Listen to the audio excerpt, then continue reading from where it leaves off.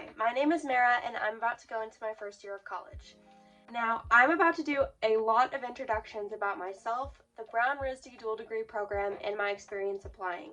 So if you don't care about any of that, and I don't blame you, just skip ahead to whatever timestamp that you think is useful for your application that you have going on. At the time of filming this, it is August 1st, which means that exactly 1 year ago today, I opened up my Common App for the first time and I looked at all of the essays that I had to write and everything else that I had to do. And today, I'm going to relive that experience voluntarily by sharing all of the information that I'm about to in this video. I'm about to start my first year in the Brown RISD dual degree program, which I am so excited for. If you had asked me as a sophomore in high school what my most far-fetched, wildest dream was, I would have told you that it would be to be in this program, and I am honestly just so excited, and I'm so excited, I can't even. And when I was applying, and for years leading up to when I was applying, I had a really hard time finding information about how to get in from other accepted or enrolled students, and that is because the Brown RISD dual degree program is very selective, and it's just hard to find a ton of stuff out there that's kind of related to that kind of thing from other students. So today I'm going to tell you everything, and I mean everything, about my applications to both Brown and RISD and my essay for the program, because I know that this time last year I would have killed for a video like this. I was searching the internet trying to find any information that I could, reaching out to people, and there are always videos about the program. There's always just a little bit of information missing that I wanted, and I was just still kind of mysterious about what was on people's applications and stuff. And I'm just gonna share everything with you today, and this is gonna be a long video, so skip ahead to whatever timestamps that you want to. Yeah. Obviously, this program wants to admit a class of people from diverse interests and backgrounds, so the information that I'm sharing about my application and about my experience and any advice I share is by no means a one-size-fits-all deal. But I hope that it can be helpful if you're interested in the program. Whether you're an underclassman in high school right now, or you need immediate assistance or advice for your Brown RISD application for this fall, I hope that some part of this video can be useful for you, so I'm gonna carry on with it. So I'm going to start with just a little bit of information about the program. So what is the Brown RISD dual degree program? Brown RISD dual degree program, or BRDD, is a 5-year undergraduate program that allows students to fully explore their artistic and their academic interests. As you might guess from its name, the program culminates in 2 bachelor's degrees. The first being a BA or a BS from Brown University, an Ivy League school in Providence, Rhode Island. And the second is a BFA from the Rhode Island School of Design, which is a visual arts school in Providence that has long been regarded as one of the strongest art schools of its kind in the country and in the world. Both schools are located in Providence, Rhode Island on the exact same hill, and the ends of their campuses practically touch each other. Students spend their first year at RISD, living at RISD, and taking mostly RISD foundation year courses. Second year, they spend living at Brown, taking mostly Brown courses with a couple RISD courses, and for the rest of the time, from what I've heard, it's kind of a healthy mixture of experiences from the 2 schools. I have some very specific academic interests, but I also just love learning as a whole. So I was really attracted to Brown's open curriculum, which basically allows you to take any classes that you want and explore any subjects that you want without many restrictions. Now, the thing about the Brown RISD dual degree program that really scared me leading up to applying, and that might be scaring you too, is that it is very incredibly selective. The program began in 2009, and they've been seeking to enroll a class of 10 to 20 students per year since then.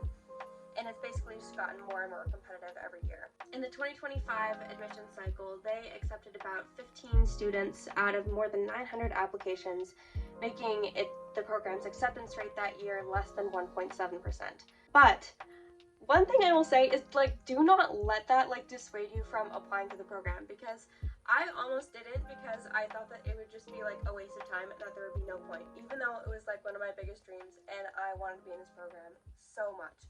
I just saw how low the acceptance rate was, and I was just why even bother? I thought that my academics weren't impressive enough, that my SAT score was too low, that I came up with all these reasons that I shouldn't apply, when literally, if you have interest in the program, just apply to it. You never know what they're gonna like, you never know who they're gonna want to enroll, so just apply. Honestly, that's the best advice I have. Regarding just the basic application process, when you want to apply to the program, you have to apply both to RISD and to Brown individually and separately. And then you also write a dual degree essay that's 650 words, and you submit that to indicate your interest in being considered for the program.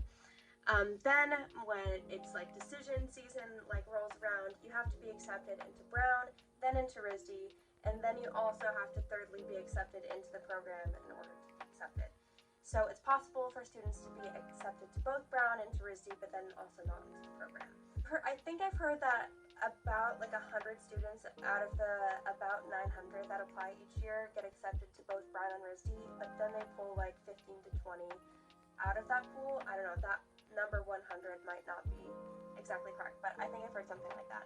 And regarding early decision, you can apply early decision to either Brown or to RISD, not to both, and then regular decision to the other. I personally decided to apply to Brown early decision and to RISD regular decision. Then I was deferred from Brown in December, and then I was accepted to Brown, RISD, and to the dual degree program within like the same couple days. And it was a whirlwind, let me tell you.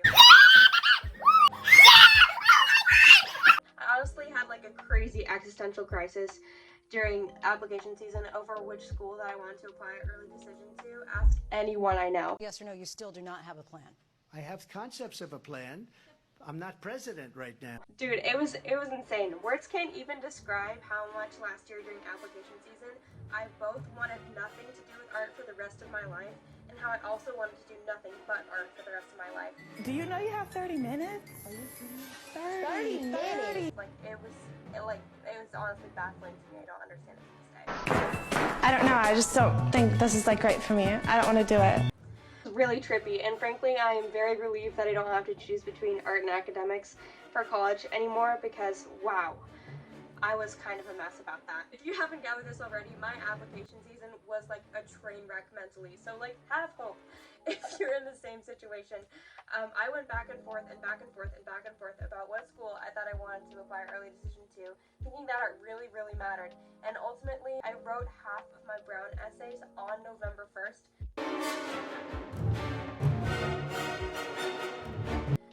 And I submitted my early decision application to there at like 10:30 p.m. and then I just like didn't look back. I definitely wouldn't recommend doing that just because of how stressful it was, but I'm not going to say that it can't work. Now that I've done all of those introductions, I'm going to get into the main body of this video. I'm just going to be getting started with some rough numbers on my application for you. I believe that my GPA when I applied was 3.995 unweighted. My school didn't do weighted GPA, so that's what I know. I'm going to use 4 sig figs on that. I don't know if it was 3 or if it was 4 on my transcript, but anyway. What that GPA means unweighted is I think out of all of my credits, I had 1 A- that I submitted, which was my trimester 1 of my sophomore year algebra 2. I'm going to list like my entire schedule from high school for you just right now, right off the bat, because I'm not trying to leave any information out of this video. Okay, my freshman year, I took 20th century history, literary foundations, biology, geometry, honors Spanish 200, and drawing, painting, and illustration. My sophomore year, I took AP European history, British literature, algebra 2, art history, scene study, like a theater class, printmaking, Spanish 300 honors.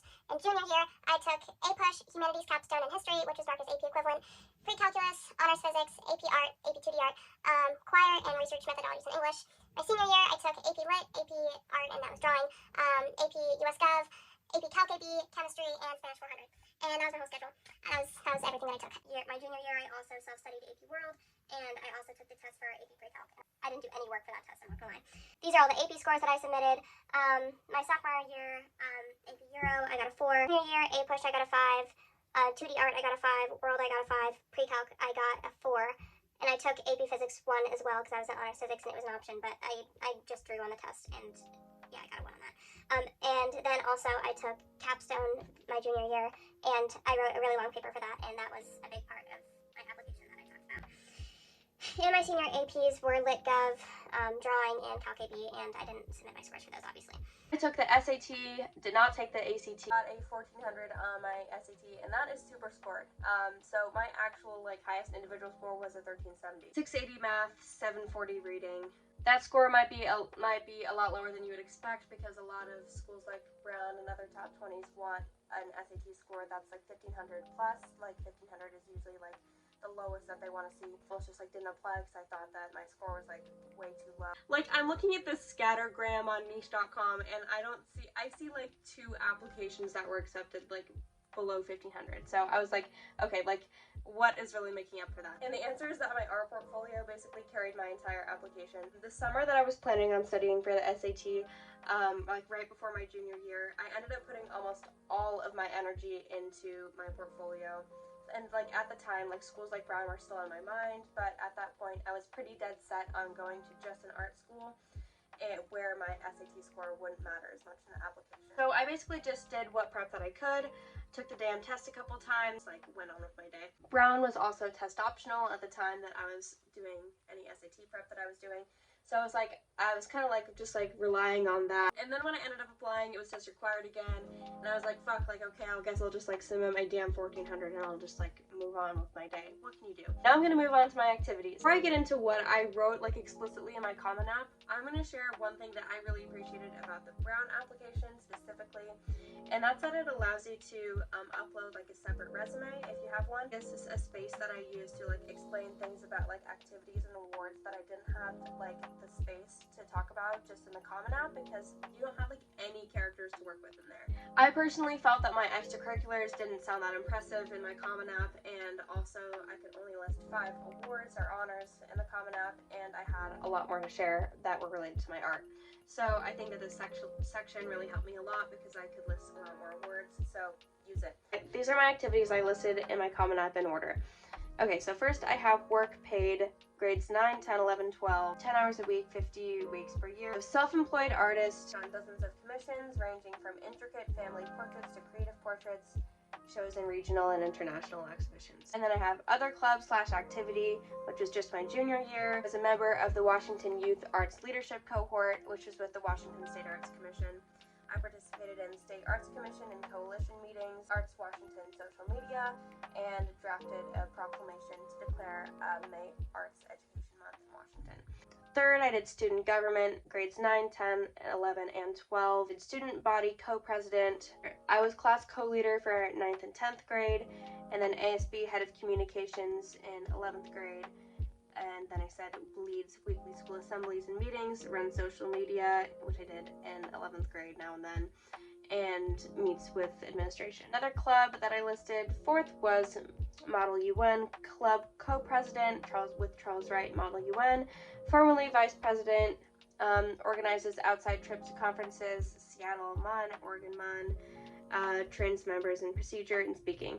I would not do MUN again if you paid me. I ended up stopping doing MUN in the middle of my senior year, but I digress. Then I have music, vocal, choral singer, a lot of like sporadic like choral and like singing activities that I did in high school. At Spectrum Choral Academy, which is the choir I was with, and Northwest Honor Choir summer camp, grades 10, 11, and 12. Member of local choir academy, superior score at regional solo and ensemble for soprano solo, soprano, and all-state symphonic choir. Then I had community service, volunteering, grades 10 and 11.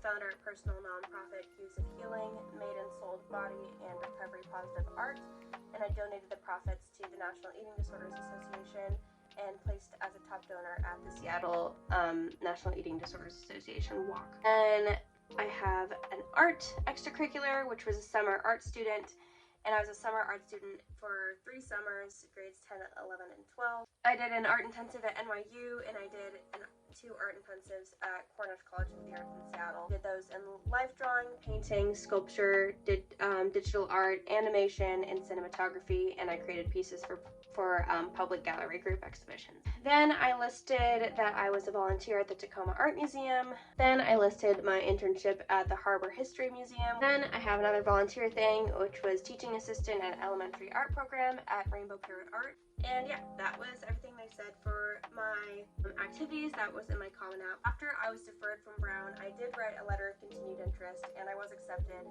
Regular decision, so I had more activities and things that I had done that I listed on my letter of continued interest. contest. But something that I mentioned in my letter of continued interest is that I had started doing Knowledge Bowl at my school, which is basically, if you don't know what Knowledge Bowl is, it's like Quiz Bowl, but it's still just like a little bit different.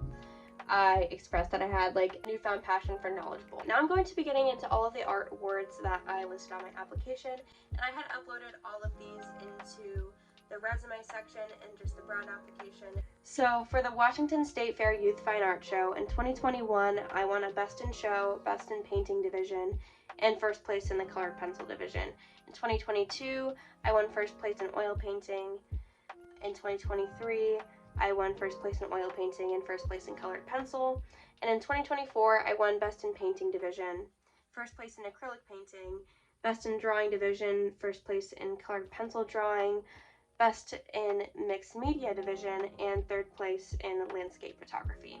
Junior year, I won the Congressional Art Competition for my congressional district, which was Washington State District 6, and my artwork was hanging in the U.S. Capitol building for a year-long exhibition. I was featured on a local TV station for a live interview about that. Scholastic Art and Writing Awards, I won 2 national silver medals in painting and in mixed media. I had 4 regional honorable mentions in painting and drawing and illustration, 3 silver keys in painting, drawing, and illustration, and I had 8 gold keys in painting, drawing, and illustration, mixed media, and photography. The next awards program I took part in was the Puget Sound Educational Service District High School Art Show. I was a regional winner in 2022. I was an honorable mention in 2023. In 2024, I was a Pierce County Choice Award winner and a Central Washington University Scholarship Award winner. Freshman year, I took place in this new art contest that was called the Washington 529 Art Contest, and I was the first winner for freshmen across the state. For 3 years in a row, I took place in a local sidewalk chalk drawing sort of competition. It was just like this sort of fun thing that I do. I got really sunburned every summer for a day, and I did this big chalk drawing for the city to see, and I won first place for my age group for that 3 years in a row. I also won a merit award at Gray Cube Art Gallery, Public Art Award in Exhibition History. I was a winner of a traffic box wrap contest in University Place, Washington. I won a Best in Show at the Southern Tier Center for Emerging Artists, which was an international exhibition, and I was featured in the Holy Art Gallery International Exhibition in London for their show Cosmic in 2023. Featured in Blick Art Materials Celebrating Art magazine 3 times, and I won, and that was for winning 3 merit awards from the Celebrating Art competition. I was featured at an LGBTQ+ exhibition at Art Co-Framing Gallery, which was in Tacoma, Washington, and I was part of a portrait exhibition called Each Other with Aplum Portrait Gallery in Dover, New Hampshire, and I was featured on the cover of Teen Ink magazine for 1 year, I think my sophomore year. In January 2025, I was the Artist of the Month at Artists and Craftsman Supply in Tacoma. Then I did some art judging work as well. This could be considered just an extracurricular. I worked on a juried panel with the City of Tacoma Arts Commission to select 15 local artists for a grant to create an original traffic box wrap design, and I voted and advocated for artist portfolios across several meetings.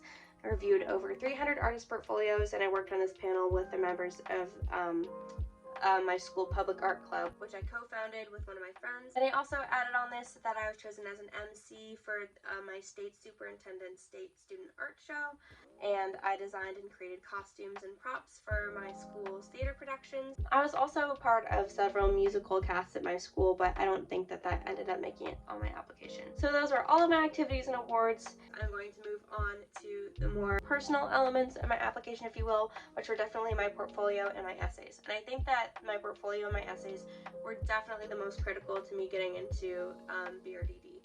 So I'm going to go ahead and share my portfolio. Portfolios that I submitted to Brown and to RISD were slightly different.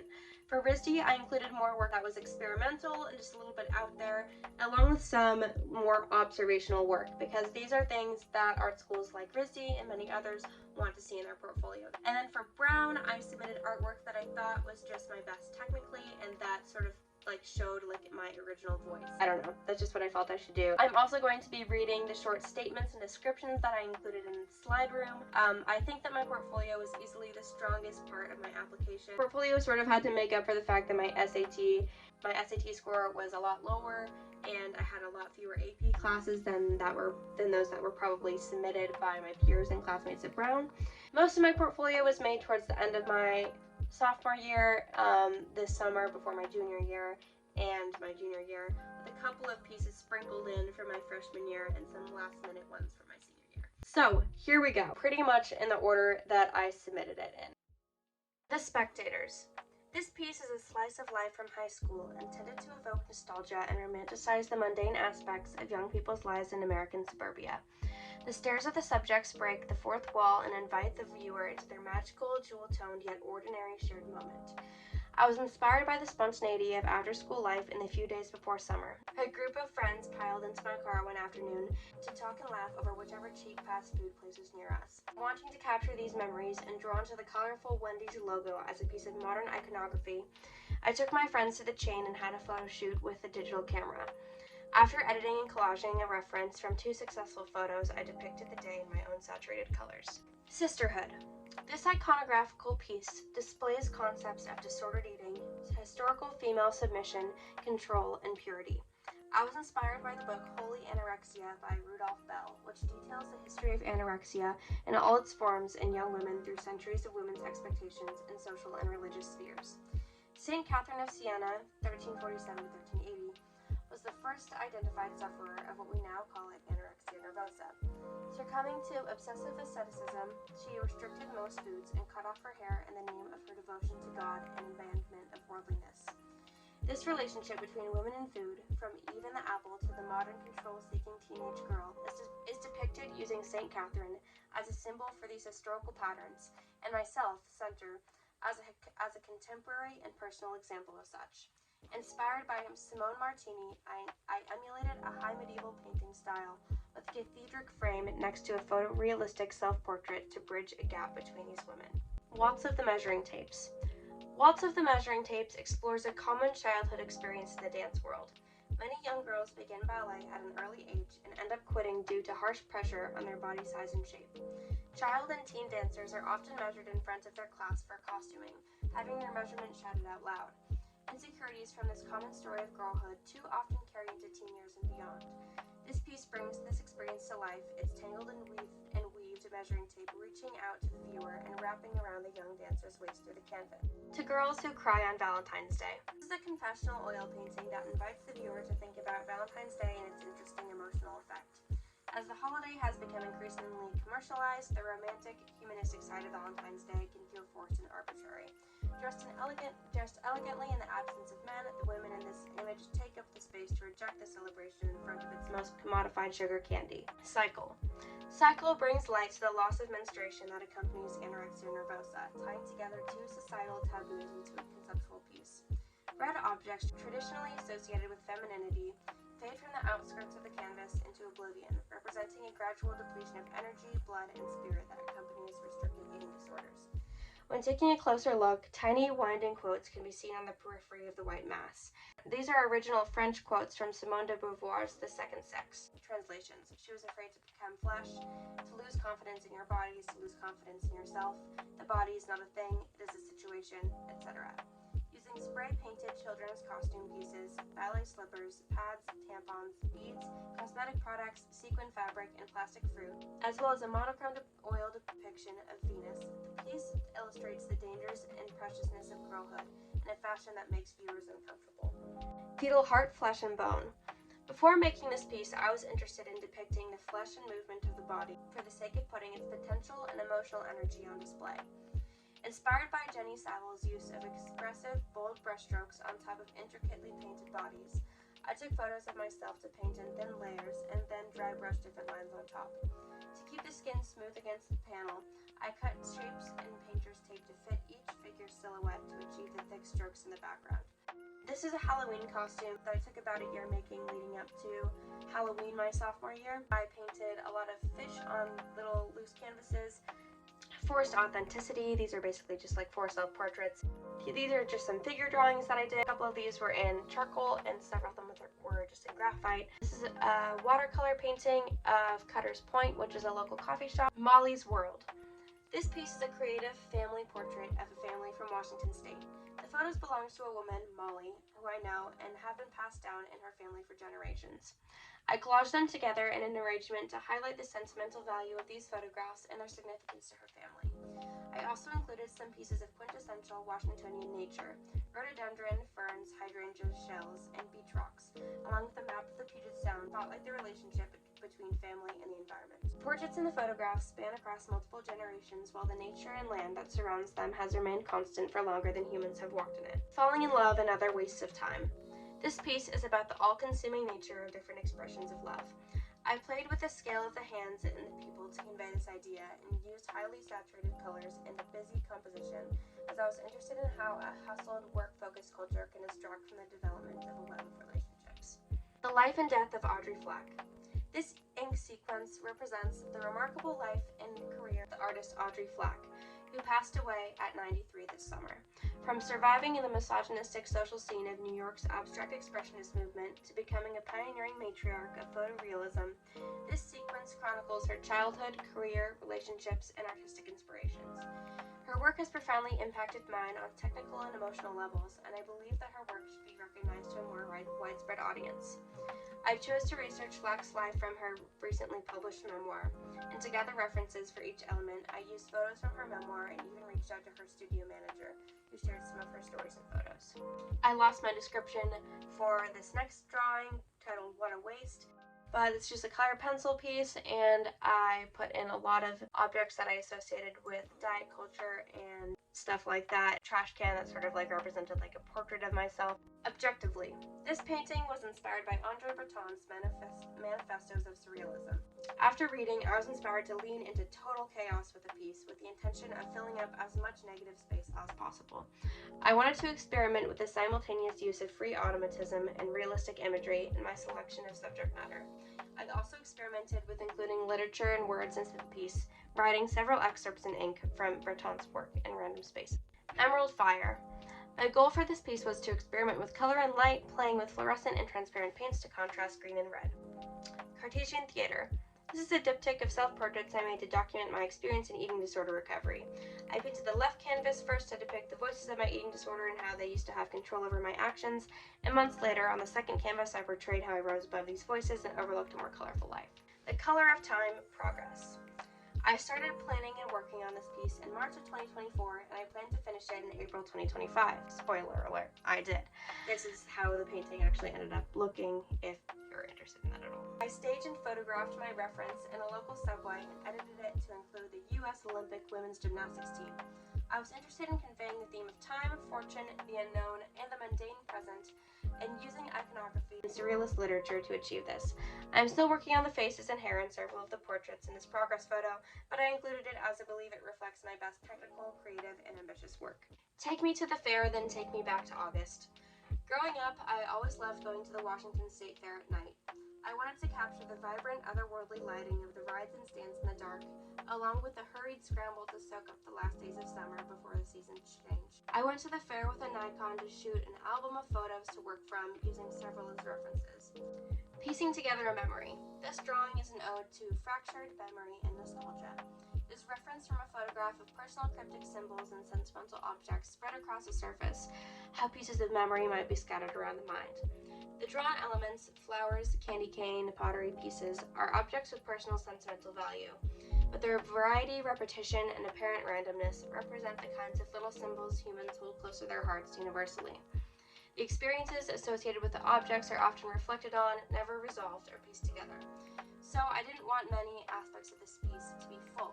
Each photo is cut off, nobody in the puzzle is put together, the pottery is broken, and the candle is half burned. To get the photo reference, I got a custom puzzle and set the other objects on top of it.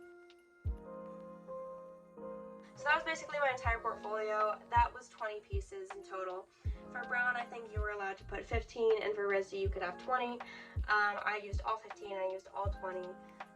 for both portfolios. Some of my descriptions were really long. People probably aren't going to read the entire description, but like say they do and it's really interesting to them, I mean, it can't hurt you. So now I'm going to be getting into my essays. I'm going to be starting with reading my dual degree essay, which was the supplement that's required for applying for the Brown RISD dual degree program. There isn't a ton of information or advice about this particular prompt online. You can maybe find maybe 10 videos for this essay in particular, but basically all of them are going to tell you the exact same thing. They don't want you to talk about your artistic and your academic interests separately and talk about how you want to sort of study two things like separately and like parallel to each other. They want you to talk about your artistic and your academic interests and talk about how they intersect, how like the programs at the two schools, it's sort of like work in a symbiotic relationship. So I'm going to read my dual degree essay. I rarely paint in complete silence. It is hard to imagine a creative session without the noise of an intriguing podcast flowing through my earbuds. I sketch beside open history books and biographies that strike my fancy. While my soul happily feeds on academia during the school year, its second stomach for art making isn't satisfied until summer begins, when I can create for hours without interruption. And of course, by the time August comes around and I have spent months laser focused on painting, I am hungry to return to my school routine again. A vicious cycle I'm determined to break. I have at varying times considered a studio and a liberal arts education separately. But through the Brown RISD dual degree program, I'd be able to synchronously dedicate myself to art, its history, and leadership. For me, the study of history and visual art are inextricably intertwined.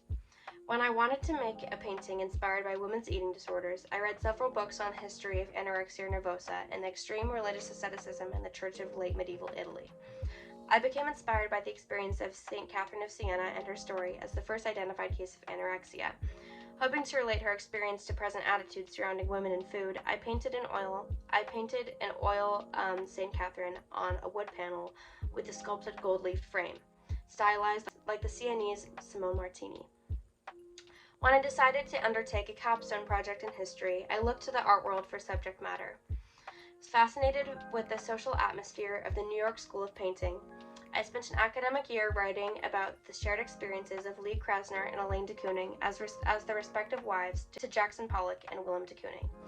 Integrating the philosophy of non-representational art, surrealism, changing attitudes on marriage, and post-World War II New York City, and the feminist historiography of abstract expressionism throughout the 1960s and 70s, the culmination of my 45-page thesis was completed with an enthusiasm that I could not have achieved without my coinciding zeal for painting. In fact, while working on this paper, I found myself naturally inclined to experiment with all-over patterning and abstraction in my painting practice, which before comprised of more strict hyper-realistic imagery, directly inspired by the mid-20th century movement that I was studying.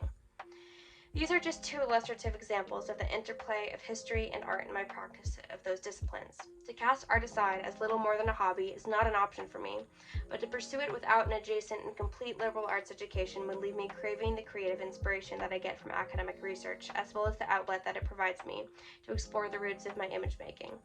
I have felt an irrepressible ambition to make art my livelihood from a young age, but as I continue to respond to my academic curiosity, I believe that I need to cultivate these two sides of myself to their full potential. Looking to the future, I know for certain that I will continue to contribute to the art community in some way. This will include my artistic visions, but it will also involve leadership and the projection of my voice.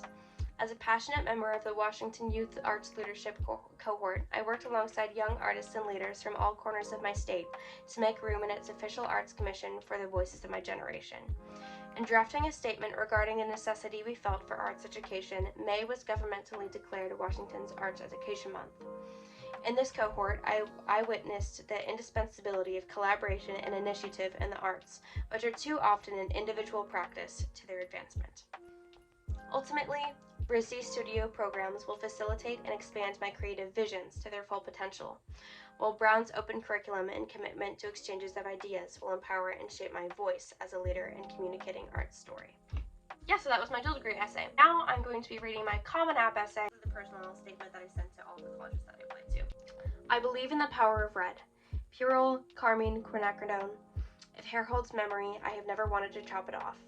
At 15, I preferred to dye mine the hue of maraschino cherries. The sweet chemical fragrance of semi-permanent Arctic fox dye permeated my bathroom as I plastered it thickly onto my withered roots.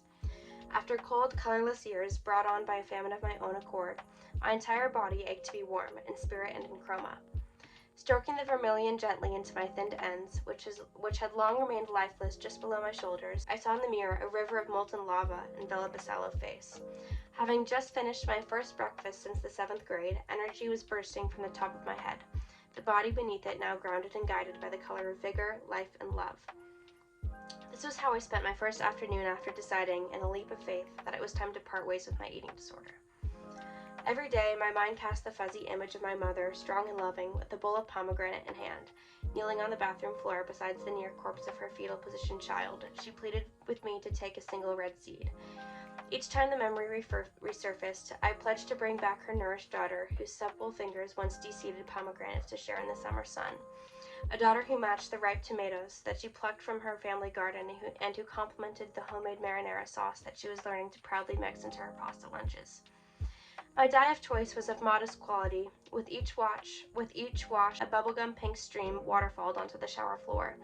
But I was happy to spend time on the required touch-ups as my light brown roots grew faster and stronger than I had seen them. Around the time that my locks of bright crimson began to brush my waist, I saw a red surface elsewhere in me. The natural rose in the flush of my cheeks harmonized with the lights of my head and the blood of my renewed cycle. The color soon seeped into my lifelong passion for painting. Naphthol, cadmium, perylene. I used my favorite pigments to create new self-portraits. It wasn't long before I painted a series centered around eating disorder awareness and the beauty of the human body. I was pouring my new energy into these paintings and I wanted them to make a difference. I began selling originals and prints of my awareness-centered art. Proceeds went to the National Eating Disorders Association to fund research and to prevent cases like my own. Through this project, I connected with my peers in unexpected ways. Some began reaching out to me to share their own stories. Anorexia is a highly stigmatized illness, and it was profoundly empowering to see that my expressions led so many to finally speak out about it. I have allowed my hair to gradiate back to its natural hue. Only after putting focused effort into my recovery, growing comfortably into my skin, and becoming empowered to make my story known, have I felt strengthened enough to shed the crutch of red hair dye that I initially relied on. Sometimes we need a semi-permanent remedy on the journey to permanent change, and mine is immortalized in dried oils on canvas. Red helped me to regain the energy to create and to laugh.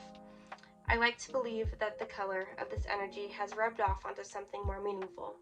Its warmth has become something I embody rather than an appendage to my being. From my formal arsenal of red Arctic Fox bottles remains a single container perched on my bathroom counter, unopened. Whether or not its concentrated contents are ever poured, I refuse to be diluted. So that was my Common App essay. So now I'm just going to be getting into some of the supplements that I wrote for Brown. I'm only going to read 2 of them. If you want more of them or you need help with any of the other essays, you can just comment or you can reach out to me on Instagram or something. But I looked at Common App this year, and all of the prompts on the Brown supplement this year are exactly the same as they were last year. I think one of the essays that they have every year is about their open curriculum. And this is the prompt, and this is my response.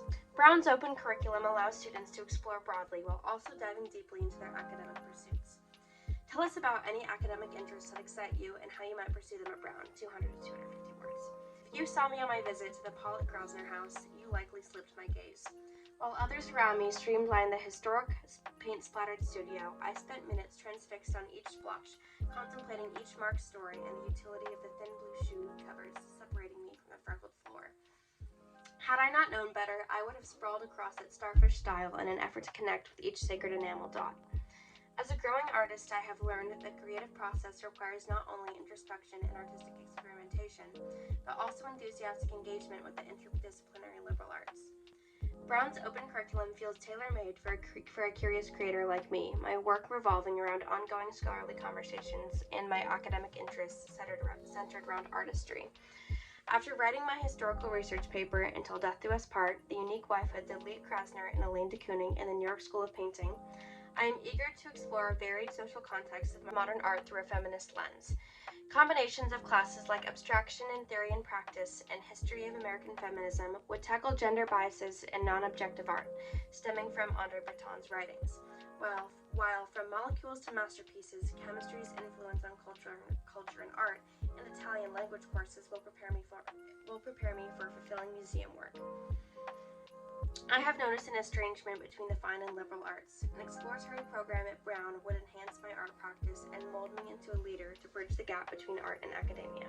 The second essay I'm going to read is their fun one about what brings you joy. This is the prompt. Brown students care deeply about their work and the world around them. Students find contentment, satisfaction, and meaning in daily interactions and major discoveries.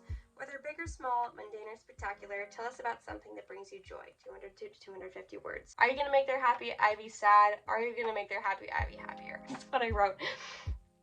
Every Monday night for the past 3 years, my best friend and I have gone to Trader Joe's to purchase a single random item.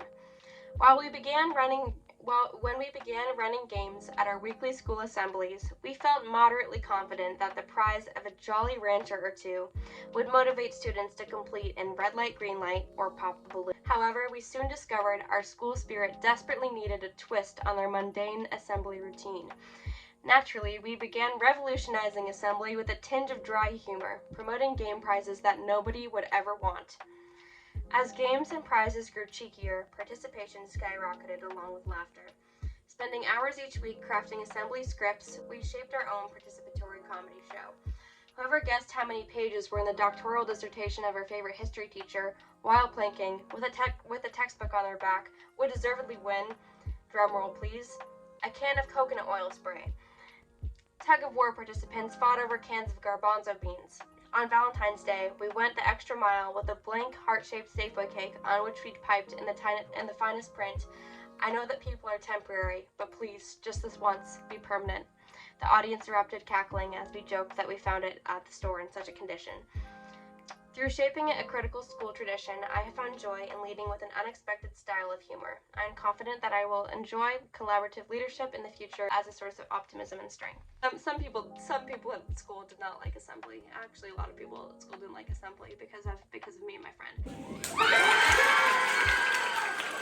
Hey guys, let's get this game started. And finally, Brown also wants you in one of their little prompts to just describe yourself in 3 words. My 3 words ended up being positive, eclectic, and sfumato. And sfumato is like a painting technique. So those are all the essays that I'm going to share. I know that was very long. I hope that you didn't listen to all of them, honestly, because I'd probably be bored out of my mind listening to some strangers' essays. So I hope that you listen to 1 or 2, but you're going to come back to it later because wow, I'm really concerned for you if you actually listen to all of those. So that is all of the information about the Brown RISD dual degree program and my application to it in this video. I'm so grateful that I was accepted in this cycle and I am so excited to start there. Winter, I will do a video about my letter of continued interest that got me from deferred to accepted from Brown.